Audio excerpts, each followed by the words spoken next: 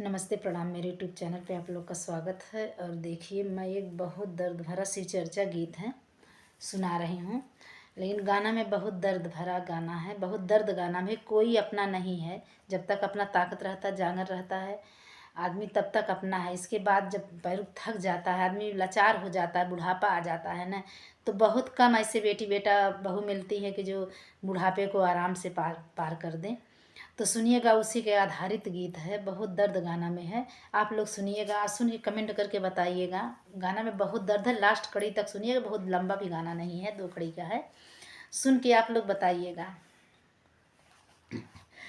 केकरा खातिर रोवत बाड़ा, रोवल बेकार बा। केकरा खातिर रोवत बाड़ा, रोवल बेकार बा। मतलब के बेटी बेटा घर परिवार बा।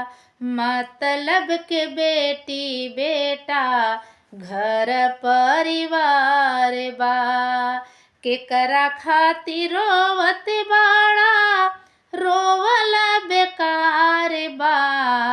केकरा खातिर रोवत बाड़ा, रोवल बेकार बा। मतलब के बेटी बेटा घर परिवार बा। मतलब के बेटी बेटा घर परिवार बा।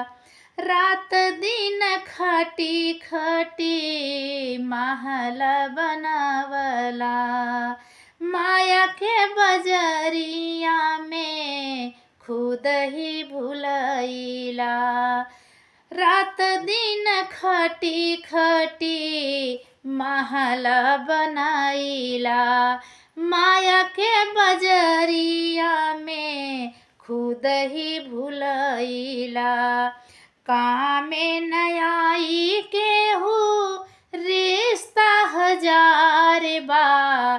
कामे नयाई केहू रिश्ता हजार बा। मतलब के बेटी बेटा घर परिवार बा। मतलब के बेटी बेटा घर परिवार बा। केकरा खातिर रोवत बाड़ा, रोवल बेकार बा। केकरा खातिर रोवत बाड़ा, रोवल बेकार बा। मतलब के बेटी बेटा घर परिवार बा। मतलब के बेटी बेटा घर परिवार बा। जेकरा के आपन मनला मतलब के यार बा। जेकरा के आपन मनला मतलब के यार बा। दुनिया में केहू नाही आपन हमारे बा।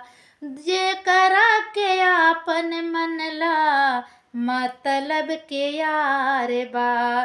दुनिया में केहू नाही आपन हमारे बा। गुरु के चरनिया में आजा, गुरु के चरनिया में आजा, ओ नहीं बेड़ा पार बा। गुरु के चरण में आजा, ओही बेड़ा पार बा। मतलब के बेटी बेटा घर परिवार बा। मतलब के बेटी बेटा घर परिवार बा। केकरा खातिर रोवत बाड़ा, रोवल बेकार बा। केकरा खातिर रोवत बाड़ा, रोवल बेकार बा।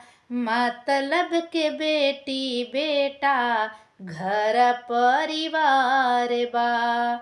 मतलब के बेटी बेटा घर परिवार बा। कैसा लगा मेरा गाना, प्लीज़ आप लोग सुनिएगा। सुन के लाइक सब्सक्राइब करिएगा, कमेंट करके ज़रूर बताइएगा जी। अच्छा लग गया।